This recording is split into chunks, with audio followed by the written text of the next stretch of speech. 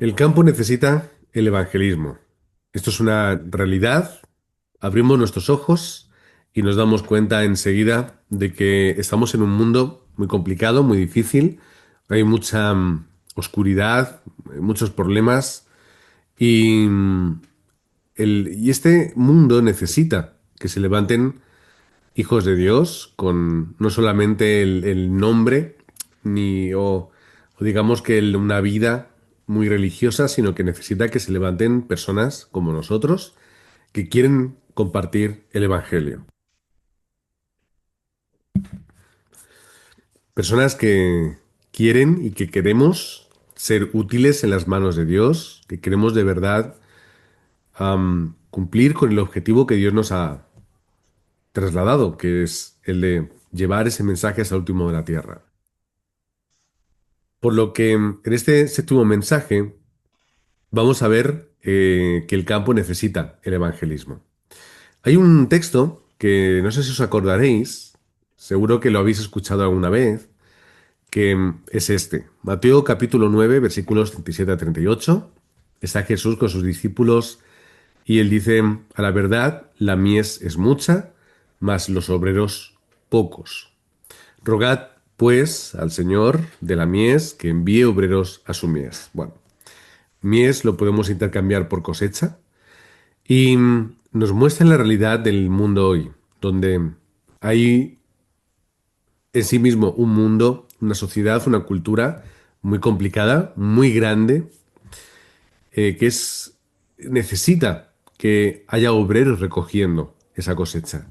Lo que pasa es que, bueno, dice que somos pocos los obreros que queremos hacerlo, y es la realidad. Si nosotros pensamos cuál es el porcentaje de creyentes que hay en el mundo, es un porcentaje muy pequeño. Bueno, no tanto, pero es pequeño comparado con el mundo que no tiene a Cristo.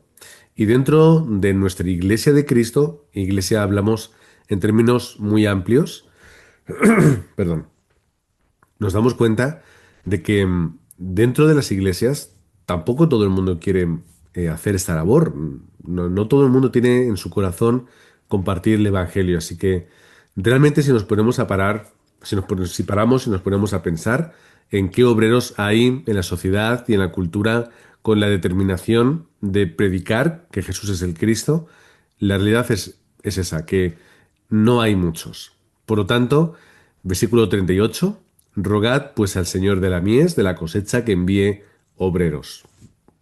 Mientras tanto nosotros, mientras que Dios va enviando a esos obreros a nuestro lado para hacer equipo y hacer la evangelización del mundo, nosotros tenemos que tomar la determinación de una forma personal de ser esos discípulos que van al campo a trabajar, el campo a colocar las semillas, el campo a hacer surcos, el campo a trabajar para que haya fruto en el mundo. Somos, la verdad, si os ponéis a pensar, somos la esperanza del mundo en sí mismo. No hay muchos obreros, como hemos dicho, en el mundo, si lo comparamos con los que no lo son, y los poquitos que somos, que de verdad queremos predicar el Evangelio, somos la esperanza de este mundo, la esperanza de la Iglesia, la esperanza, la que está en el corazón de Dios, para poder hacer esta labor, por lo que, por una parte, nos puede abrumar un poco la responsabilidad, todo ese campo, toda esa mies que hay que trabajar, pero por otro lado tenemos que sentir felicidad de que tenemos trabajo que hacer, de que Dios va a estar a nuestro lado y nos va a cubrir. Por lo que primero vamos a ver estos 6 puntos que hablan de lo que Dios desea. Dios desea, en primer lugar, obrar en la región en la que estemos mediante la obra del Espíritu Santo. No nos olvidemos de que estamos hablando de la evangelización regional, nos centramos en el lugar donde nosotros estamos. Dios quiere obrar y lo quiere hacer mediante la obra del Espíritu Santo, valga la redundancia. Por lo que dentro de la responsabilidad que nosotros tenemos como obreros, también tenemos que darnos cuenta de que Dios nos va a ayudar porque el Espíritu Santo va a estar con nosotros y nos dará sabiduría, nos dará fuerza, nos va a fortalecer en circunstancias, nos va a guiar. Por lo que dentro del trabajo, vemos que al final Dios acaba trabajando por nosotros, es decir, Dios acaba dándonos lo que necesitamos, porque está en el corazón de Dios. En segundo lugar, Dios desea que se cumpla su palabra a través de los creyentes. Por lo que cuando nosotros estudiamos la palabra, estudiamos la Biblia y digamos que adquirimos esa fuerza, estamos preparándonos para hacer la evangelización del mundo. Y es lo que Dios quiere, cumplir con su palabra. Las promesas que hay en la Biblia de la evangelización, de la autoridad frente a la obra de Satanás, todo eso es una promesa. Id y haced discípulos, vosotros me seréis testigos, y este evangelio del reino será predicado hasta el último de la tierra, y iréis y podéis tener autoridad sobre la obra de Satanás, y etcétera. Todo eso es el cumplimiento de la palabra en nuestra vida. Y cuando compartimos esa palabra, compartimos el mensaje de Cristo, hay obra y hay respuesta, porque se está cumpliendo la promesa de Dios. En tercer lugar, lo que Dios desea es que su pueblo clame y se levante en la región. Que su pueblo levante la cara, levante el rostro, mire lo que hay adelante, mire hacia el campo y tome la determinación de adentrarse en él. Porque no es fácil hacer esto. Es fácil vivir una vida, entre comillas, tranquila, que siga los hábitos de la iglesia, de las actividades y demás, pero cuando tú tienes que entrar al campo, tú tienes que ponerte la ropa de trabajo, tienes que remangarte, tienes que ponerte las botas para pisar, vas a mancharte, vas a hacerte, vas a cansarte. No es fácil hacer esto. Por lo que Dios quiere y lo que Dios desea es que el pueblo clame y diga, yo estoy aquí, heme aquí, como decía Samuel desde pequeñito, y se levante en la región donde está. Ponernos la ropa de trabajo y salir al campo porque la mies es mucha. En cuarto lugar, Dios quiere responder a las oraciones que se dirigen a la región. No es que Dios solo responda a las oraciones que estén destinadas al evangelismo, pero si nosotros pensamos de una forma lógica, Dios va a tener más interés en responder lo que está dirigido hacia su corazón. ¿Y cuál es su corazón? Que el mundo pueda conocerle. Por lo tanto, como es el principal interés de Dios, Dios va a estar, para entenderlo de una forma, más atento y presto a responder estas oraciones. Cuando yo oro conforme el plan de Dios, hay respuesta. Cuando yo oro conforme las promesas de Dios para la evangelización, hallo respuestas. El número 5 es que Dios quiere que tengamos victoria ante las dificultades. Dios quiere darnos victoria. No quiere quitarnos las dificultades. Quiere darnos victoria en medio de ellas. Muy importante entender esto. No es que no vayamos a tenerlas. Es que vamos a tener victoria en medio de todos estos problemas. Por lo tanto, sí que podemos llegar a decir que como yo tengo victoria en medio de las dificultades, dejan de convertirse en dificultades. Si yo tengo problemas y Dios me da la solución, el problema se acaba. No, la circunstancia continúa, pero para mí ya no es un problema. Hay que entender esa forma de pensar y cambiar, como decimos, el chip, cambiar la mentalidad para que no nos ahoguemos, sino que experimentemos esa victoria. Y en sexto lugar, Dios desea que la región cambie a través del discípulo. A través del discípulo. Esto es lo que tenemos que entender. El método de Dios para conquistar el campo son los discípulos. De la misma forma que Él lo hizo, escogió, llamó a los que estaban dispuestos y preparados, aunque no todos lo sabían, pero Él sí lo sabía, les llamó, les trajo así, les enseñó durante todos los días, durante un periodo de más o menos 3 años, y les estableció, les levantó, les formó, les preparó para ser discípulos. Hasta el momento en el que él, Jesús, ascendió al cielo y se quedaron, entre comillas, solos. ¿Qué es lo que nosotros tenemos que hacer? Lo mismo. El movimiento de los discípulos. Buscar a las personas en el campo o personas que puedan estar en la iglesia. Acompáñame a a evangelizar. Acompáñame a esta casa donde voy a predicar el evangelio. Acompáñame a ese discipulado donde yo estoy hablando con los nuevos creyentes. Acompaña, ven, mira, observa, aprende, para que llegue el día en el que esa persona lo haga sola. No todo el mundo es un obrero o una obrera de la mies, como hemos leído al principio. Pero mi responsabilidad, ¿cuál es? Buscar a los obreros que estén dispuestos y preparados para levantarse y conquistar el campo. Llegará el día en que esas personas que tienen ese corazón, esa disposición y ese llamado de Dios, pues tendrán sus propios discípulos. Y en ese momento confirmaremos, este es un verdadero discípulo. ¿Por qué? Porque es un discípulo que discipula. Es un discípulo que ya está levantando a personas en el campo. No es el decir, son míos, son mis pupilos, son a los que yo... No, no, es simplemente tengo que enseñarles lo que la palabra de Dios dice, cómo se experimenta la palabra de Dios y cómo se lleva a cabo en el campo. Es así de fácil y así de sencillo. No es enseñarles a que yo soy, lo que yo hago, cómo yo hablo, porque nosotros no somos nadie que brilla. Es enseñarles cómo Dios hace las cosas a través de personas tan imperfectas, ahora sí nos miramos, como nosotros. Por lo tanto, movimiento de los discípulos. Llegamos al segundo punto. Hay que entender el trasfondo bíblico del deseo de Dios.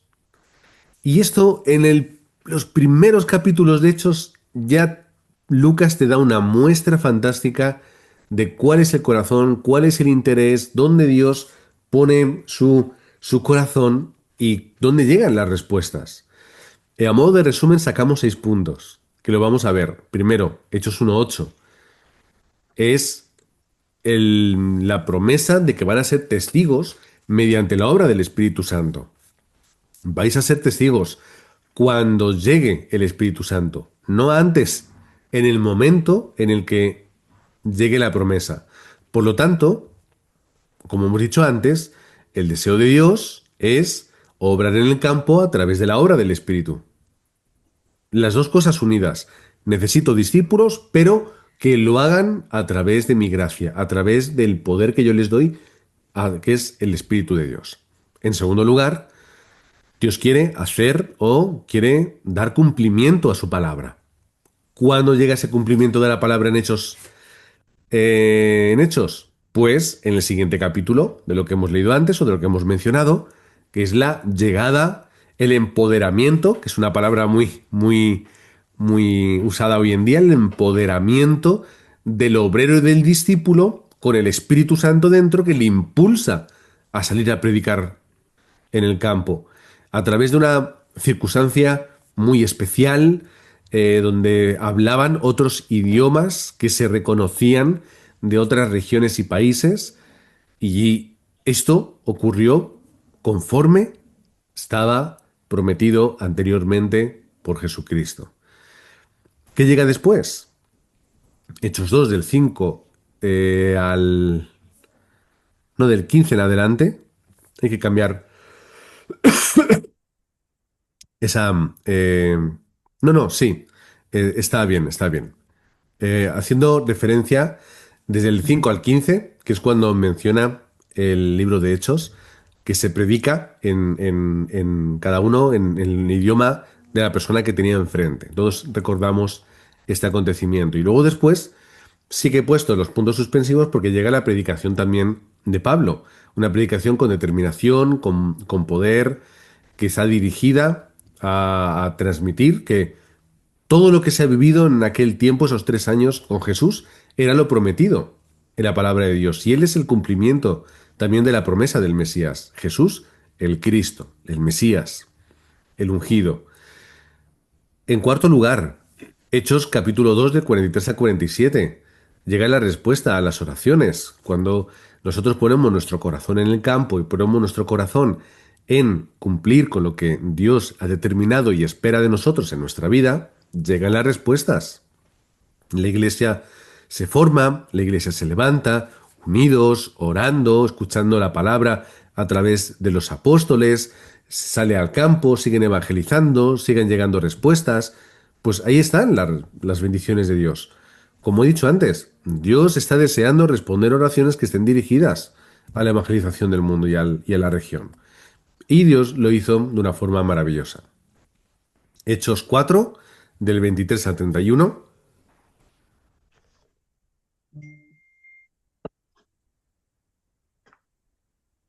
Los apóstoles están siendo amenazados. Pedro y Juan lo son. En esos capítulos hay amenazas, hay intentos de frustrar la evangelización del mundo. No quieren que se predique el nombre de Cristo, por lo que se esfuerzan mucho en desanimar, en desmotivar y en atemorizar a los apóstoles. ¿Cuál es el resultado? Pues que no van a dejar de hacerlo. Ya tenemos, como vemos, la victoria en medio de las amenazas. Pedro, ahí ya sin miedo, sin ninguna negación, se dedica a testificar delante de todos. Jesús es el Cristo y vamos a seguir predicando hasta que, hasta que tengamos aliento. Y Hechos capítulo 5 de victoria en victoria. Todos felices, unidos, la iglesia levantándose, haciendo milagros, predicando el Evangelio, todo el mundo viendo el testimonio de ellos, en amenazas, en persecución, sí, pero eso no quita que haya victoria. Como he dicho antes, Dios quiere que tengamos victoria en medio de las dificultades y los problemas de la misma forma en la que ellos la tuvieron, de victoria en victoria a través de todos los problemas que podían haber a su alrededor. Por lo tanto, el deseo de Dios tiene respuesta y es una bendición estar cumpliendo con ese deseo, poder cumplir con lo que está de verdad en el corazón de Dios. Es una respuesta enorme, es una bendición única para nuestra vida, la cual Dios nos ha regalado, el contar con nosotros para esta labor. ¿Qué es lo que ha pasado con la iglesia desde entonces? Pues bueno, todo este fervor, toda esta pasión, todas estas respuestas y bendiciones que experimentaban, las fueron experimentando en otras regiones, en otras ciudades, en otros países. Se levantaban discípulos, se levantaban iglesias. Tenemos el libro de Hechos, las cartas de Pablo, etcétera, para ver cómo iba creciendo el evangelismo y la iglesia. Y llega un punto en el que la iglesia para. ¿Por qué la iglesia se acomoda? Que es el punto número uno. Pues hay un acomodamiento porque, sobre todo, podemos mencionar cuando el Imperio Romano el emperador Constantino nombra al cristianismo como la religión oficial. Y desde ese momento, ¿qué ocurre? Pues que ¿para qué vamos a predicar si todo el mundo es cristiano? Es decir, si todo el mundo se convierte, ¿por qué tiene que hacerlo? ¿Para qué vamos a evangelizar? ¿Para qué vamos a formar? ¿Para qué vamos a enseñar? Esto lo hablé en la iglesia no hace mucho tiempo. Si todo el mundo ahora es cristiano, las iglesias se llenan. Hay que crear catedrales, hay que hacer más iglesias. ¿Cómo vamos a formarles a todos? ¿Cómo vamos a enseñarles? Pues no se puede. Así que lo que hay que hacer es lo justo y lo necesario. Lo que es el tiempo de la Eucaristía, unas palabritas y rápido, porque hay mucha gente y hay que hacerlo rápido. Ya no se leía la palabra, no se estudiaba. El cristianismo se acomodó grandemente. Como había que ser cristiano, pues entonces, ¿para qué te vas a preocupar de verdad del corazón de las personas? Se acaba institucionalizando, como hemos leído. No hay nada contra lo que luchar. El cristianismo es la religión de todos, debe serlo. Por lo tanto, no tiene ninguna razón esforzarse en el corazón de las personas, como hemos mencionado. Empezamos a luchar entre lo que es la religión y el evangelio. Ya no es evangelio, ya es una religión. con sus normas, sus obligaciones, sus hábitos, y punto. No hay más que preocuparse. El clero, es decir, los sacerdotes, pues ya eran personas ociosas, aburridas, destinadas en muchos lugares a vivir una vida, bueno, pues de bebida, de comer, de impureza sexual. En Roma había prostíbulos para el clero, todo lo que os imaginéis que puede pasar. ¿Por qué ocurría eso? Porque no había ningún tipo de pasión, no se experimentaba el evangelio, no se vivía de una forma cercana a Dios, era pues una religión institucionalizada totalmente. Y al final cae todo, cae todo. El cristianismo funcionaba solo para sacar dinero de las personas. Cuando hacía falta dinero, los príncipes y los gobernantes enviaban a los predicadores itinerantes para asustar a la gente y que pagasen eh, lo que tenían que pagar, las indulgencias y demás. Cuando el Papa quería construir su basílica y hacerse el Vaticano su hogar y su cuartel general, ¿qué hicieron? Pues vamos a enviar más predicadores. Y enviaban a grandes predicadores para que caminando por Europa predicasen y sacasen el dinero a los que menos tenían. Eso era el cristianismo. Si tenías algún problema o querías conseguir algo especial, pues tienes que hacer cosas especiales a través de, por supuesto, pagar dinero. Tenías que ir a sitios relevantes, ir a tal catedral o tal lugar, recorrer las escaleras de rodillas, pasar por penitencias, muchas cosas. La caída totalmente del Evangelio. De lo que hemos leído a lo que se convierte la Iglesia en la Edad Media es algo que no tiene ningún tipo de comparación. No es la misma iglesia, la que yo veo en la Biblia a la que se ha acabado convirtiendo con el paso de los años. ¿Qué ocurre? Pues que antes justo de la reforma, el corazón de Dios se apaga, porque la Biblia, perdón, la iglesia no vive, no evangeliza, no forma, no enseña, no experimenta, no alaba, nada. Acaban en esclavitud, en cautiverio y en colonización. Ese es el estado de la Iglesia. Esclavos por las normas y por las obligaciones en ese cautiverio, alejados del hogar, de verdad, del culto y de la intimidad con Dios y de la obra del Espíritu Santo y colonizados por la institucionalización, el error teológico, la lejanía de la palabra de Dios. Es un campo sin respuesta. Sí, todos creyentes, sí, sí, pero sin ningún tipo de respuesta en su vida. Por lo que tiene que nacer algo que vuelva a traer el Evangelio a la vida de las personas.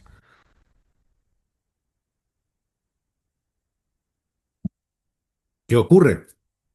Pues tenemos primer lugar, simplemente para hacer un repaso muy superficial de la historia hasta ahora, es en primer lugar la Reforma.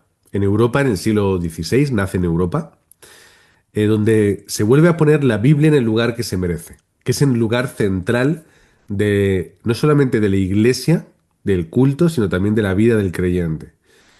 Se empieza a desarrollar la teología, pero la teología bíblica, no la teología conforme el catolicismo tenía antes, sino es ir a la palabra de Dios, únicamente a la palabra de Dios, y de ahí extraer las enseñanzas y doctrinas necesarias para nuestra vida.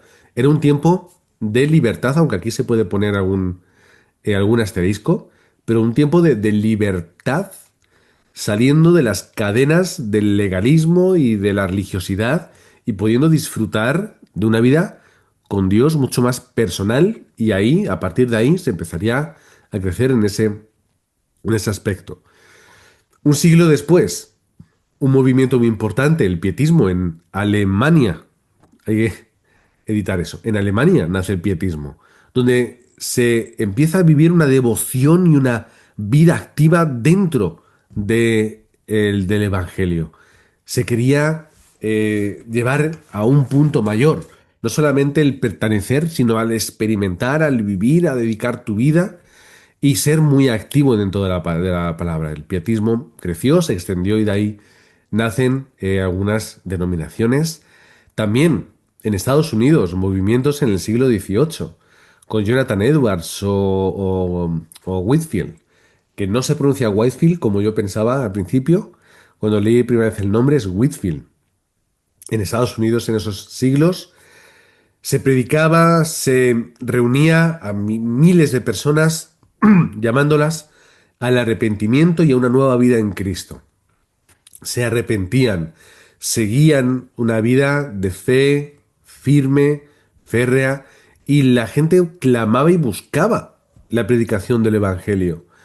En Inglaterra, siglo XVIII, también John Wesley, un famoso predicador, teólogo, que de ahí nace también el metodismo, etcétera, donde hablaba de la santidad práctica, ¿no? El vivir una vida santa, apartada por y para Dios, para la evangelización del mundo, muy predicadores también.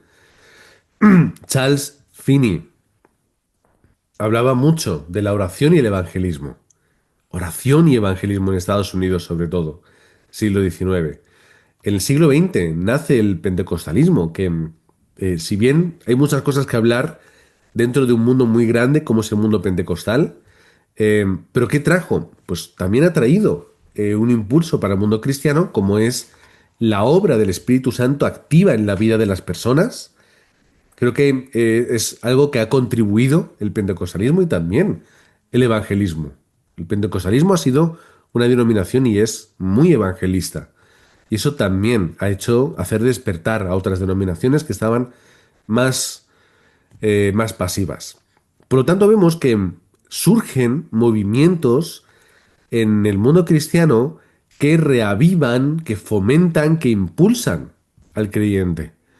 ¿Pero dónde? Hacia la palabra, experimentar el Evangelio y compartirlo. Esto es lo importante. ¿Cuál es nuestro futuro? Perdón. Primero, Mateo 24, 25, capítulos 24 y 25. ¿De qué está hablando? Está hablando del final de los tiempos. Van a llegar problemas, desastres, etcétera, pero la palabra de Dios a través de Jesús en boca y por mano y letra de Mateo nos dice que tenemos que permanecer porque hay una gran promesa más allá de eso. Que sí llegarán desastres y pasará esto y lo otro, pero la promesa del regreso de Cristo. Segunda de Timoteo 3. ¿Qué nos está hablando? ¿Qué le está hablando el apóstol Pablo al pastor de la iglesia de Éfeso, Timoteo? Prepárate ante los malos, las personas malas que va a haber, las dificultades que van a hacer llegar y los problemas que vas a tener. Podéis leer el tercer capítulo de Segunda de Timoteo y lo veréis. Prepárate ante los problemas, ante las personas, las dificultades, lo que va a surgir. ¿Cuál es nuestro futuro como obreros? El que yo voy a tener que enfrentarme a un campo muy difícil que se me va a echar en contra. Y voy a tener que hablar con creyentes en iglesias que están totalmente desviadas y perdidas. Donde voy a hallar en mi iglesia personas que van a llegar y que van a traer otros pensamientos, ideas y van a querer revolucionar la iglesia en el mal sentido. Tenemos que prepararnos también ante las dificultades que surgen como obreros que somos, estamos en el campo. Y finalmente Apocalipsis 1, del 1 al 3. Bienaventurados los que leen o el que lee, los que oyen y guardan la promesa de victoria. Y esto es lo importante. Lee, oye, guarda la palabra de promesa de victoria, que es lo que nos habla el libro de Apocalipsis. Que todo lo que ocurrirá, y el Apocalipsis te narra ese tipo de circunstancias, todo lo que ocurrirá acabará siempre con la victoria de Cristo. Si queréis y meteros en el mundo de indagar, e intentar averiguar y qué va a pasar y esto y lo otro, allá vosotros, os recomiendo posturas más neutrales y más relajadas, pero da igual, al final todo termina igual. que es con la segunda llegada de Cristo y la victoria final. Por lo tanto, leed, oíd y guardad la palabra de Dios y sus promesas, porque la victoria llegará. Y aunque tengamos dificultades en este mundo, nosotros podremos obtener la victoria en la siguiente vida. Y terminamos con esa palabra. Van a llegar desastres, vamos a vivir muchas dificultades. Estamos viendo en el mundo guerras, circunstancias complejas, pero lo importante que es, promesa de victoria. Por lo tanto, vamos a disfrutar todos juntos de que todo está dentro de la soberanía y del cuidado de Dios. Así que, como estamos viendo, el campo necesita obreros, necesita el evangelismo, necesita que nos levantemos predicando que Jesús es el Cristo, haciendo discípulos para que ellos hagan la continuidad y extiendan este mensaje y lo hagamos en primer lugar en el lugar donde estamos. Que personalicemos nuestra región para levantarnos donde estamos en predicación, en oración y en batalla espiritual. Y recordando el versículo con el que hemos empezado, hermanos, estamos en un campo muy grande, pero hay pocos obreros. Oremos para que Dios envíe más obreros a nuestro lado y nosotros, mientras, actuamos con responsabilidad, es decir, actuamos dentro de la promesa y también del mandato y comisión que Dios nos ha entregado, que es hacer la evangelización del mundo. Vamos a orar. Padre, gracias por este día, gracias Padre, porque hay una mies muy grande, es mucha la mies y nosotros queremos trabajar en ella. Padre, danos la fuerza, el poder, la guía y la sabiduría del Espíritu Santo. Que la gracia de Cristo nos acompañe en todo momento y lugar y que podamos, Padre nuestro, también poder estar ayudando a otros a levantarse como obreros y discípulos, cambiando su corazón y estableciéndose en el lugar donde están, en su región, en todo lugar, pero también en todo tiempo. Oramos en el nombre del Señor Jesucristo. Amén.